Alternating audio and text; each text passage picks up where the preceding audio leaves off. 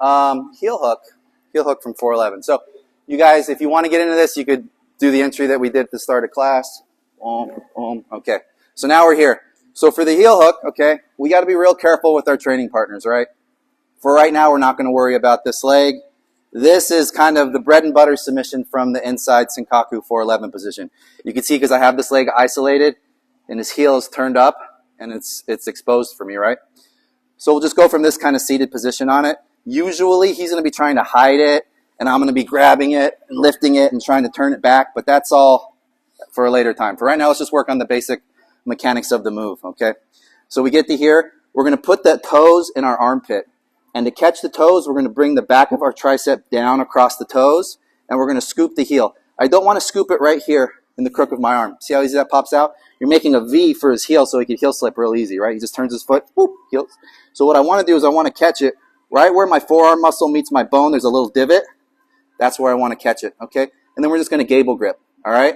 Now, I don't need to roll this way to put the submission on, right? If I start rolling this way, it just gives him the trigger to kick his leg over and just roll with it, and then we're going to end up gator rolling, right? To put it on, I just need to bite it. I just need to get a good bite, and then I just need to sit back with it, yeah? Then once I get it extended, maybe a little pivot to the right, but if I just sit back and hip in, right, it goes on real tight, okay? There's no need to do this big exaggerated roll, especially when we're just practicing it, okay? So we get to here, we lean back. You'll feel his toes kind of touch your lat. You hit his toes with your tricep.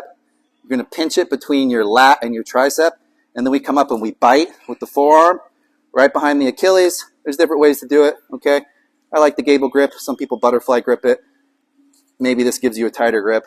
I like just going here. Either way. And then we can just sit back and hip in. And then if you get there and you feel it tight and you're still not tapping, then you can turn a little to the right, okay?